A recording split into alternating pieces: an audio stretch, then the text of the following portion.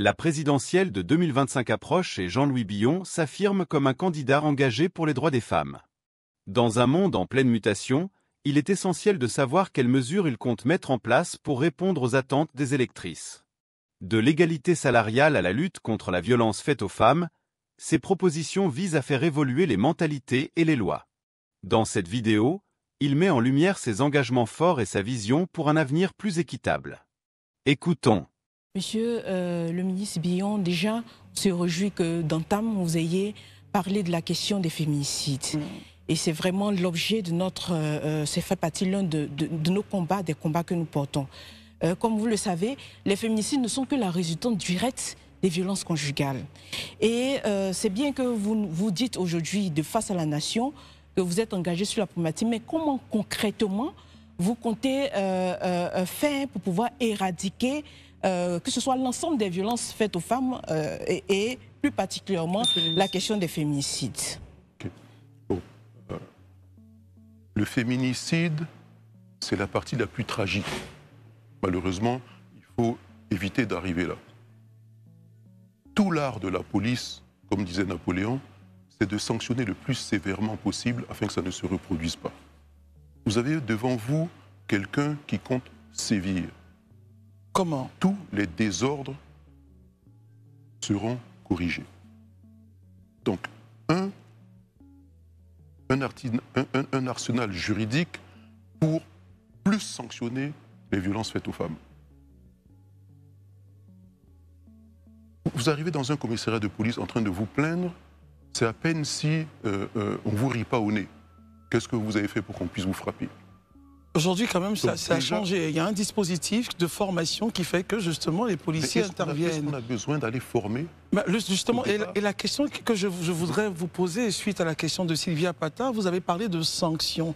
Mais avant sanctions, je pense qu'il y a peut-être information. Oui. Quel est le volet, justement, que vous comptez faire d'éducation, de formation vis-à-vis des hommes qui, justement, ont l'apanage de pouvoir battre femmes jusqu'à mort? Alors, cela commence depuis la petite enfance. Depuis la petite enfance, dans l'éducation nationale, on doit en parler. Les femmes ont des droits. Elles ne doivent pas être cantonnées aux tâches ménagères dès la petite enfance. Vous savez, je viens d'une zone, chez moi, d'Abakala, où on pratique l'excision.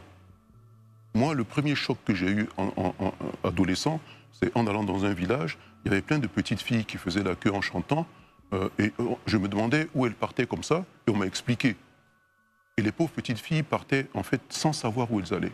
Et vous combattez cela aujourd'hui? Je combats cela aujourd'hui, et il y a le chef de Kotolo, puisqu'il s'agit de ce village-là, Django Koulibaly, qui a été décoré lors au niveau de la nation pour son action contre l'excision. Et il a été extrêmement courageux parce que dans nos régions, je peux vous dire que personne n'ose s'y opposer pour des raisons traditionnelles. Quel prix? Il a eu le prix d'excellence? Oui, le prix d'excellence pour ça. Très bien. Voilà. Donc on va combattre ça.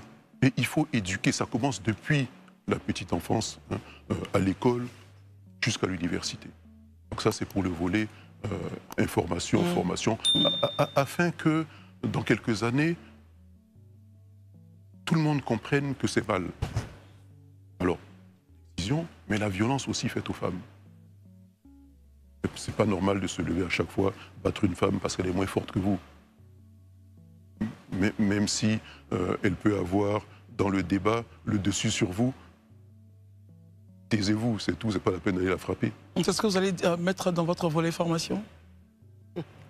C'est plus large que ça, le volet formation. Très bien. Voilà. Très bien. Alors, on va essayer de reprendre la boucle, Rebecca? Et puis,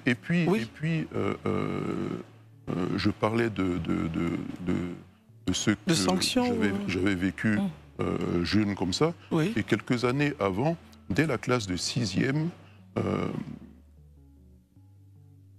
une fille de ma classe a commencé à ne plus venir en classe. À Dabakala? Non, à Abidjan. Abidjan, à Abidjan, au CEMA 2, au collège moderne d'Abidjan 2. C'était où? Dans quel quartier? Vous savez pas où c'est? Ah ouais, rappelez. Abidjan 2, oui. c'est le beau mot que l'on donne à Abobogar. Ah, très bien. Donc j'étais à l'internat à Abobogar, et quand on dit Abobo un jour, Abobo toujours, donc je suis un Abobolais. Okay. Et nous avons, on était en classe, filles et garçons, l'internat, c'était que pour les garçons, et moi j'étais à l'internat. Oui. Donc, et cette fille qui était un peu plus âgée que nous, a commencé à ne plus venir en classe. Et un jour, on la voit arriver à la direction pour les questions de papier, et elle était enceinte. Alors qu'elle avait à peine 15 ans, moi j'en avais 12, et elle avait 15 ans. Donc, abandonner la scolarité parce qu'elle était en grossesse précoce.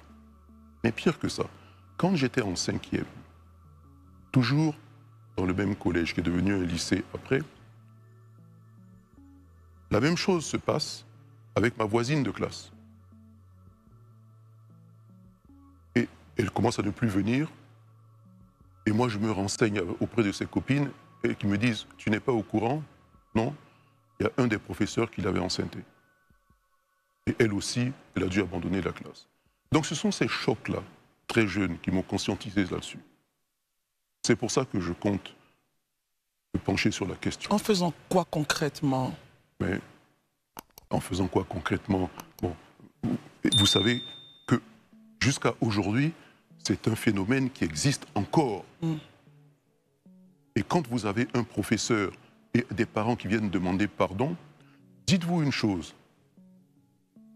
Avec Jean-Louis Billon, sur ces questions-là, en Côte d'Ivoire, on vous dit souvent, on vient de demander pardon et puis ça va nulle part. Un, je vais refuser le pardon, et deux, ça va arriver quelque part. Quoi, ça arrivera où? Ce serait bien qu'on ait la destination. En prison. Voilà. Vous cherchez le terme, ça va arriver en prison. Ça existe déjà. Rebecca, question? L'autonomisation de la femme au milieu rural passe par l'entrepreneuriat agricole. Voilà. Et qui dit entrepreneuriat agricole dit mise à disposition de terres arables. Alors, quelle sera votre politique pour garantir l'accès à la propriété foncière aux femmes? Alors, là, c'est toute la loi foncière qu'il faut revoir. On ne peut pas juxtaposer des droits coutumiers et des droits civils et penser s'en sortir à chaque fois. Qu'on ne le fait pas en ville, il n'y a pas de raison qu'on le fasse en zone rurale. Aujourd'hui, l'Agence pour le foncier rural est en train de travailler pour formaliser le titre foncier rural. C'est bien, parce qu'à partir du moment où vous avez votre titre foncier rural, vous pouvez le transmettre et tout. Mais avant ça, et à chaque fois qu'il y a manque de financement, ils arrêtent.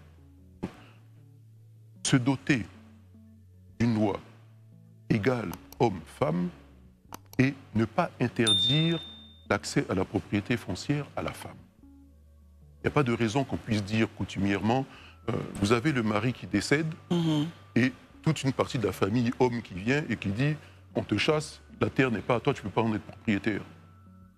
On va mettre un terme à tout ça pour que légalement, un, la femme puisse en hériter, deux, une femme qui désire acheter, accéder à la terre, va pouvoir acheter et accéder à la terre. On termine parce qu'il nous reste 1 minute. Vous regardez la caméra et vous parlez aux femmes de Côte d'Ivoire parce qu'elles doivent aussi voter. Pourquoi pas vous souhaitez qu'elles votent Jean-Louis Billon? Qu'est-ce que vous avez à dire justement aux femmes de Côte d'Ivoire pour le 25 Alors, je leur dirais une chose. Si elles veulent une Côte d'Ivoire plus juste, une société plus juste, eh bien qu'elles commencent d'abord par voter pour la nouvelle génération. Je représente la nouvelle génération parmi les candidats en lice, génération née après l'indépendance. On doit changer de génération, tourner la page.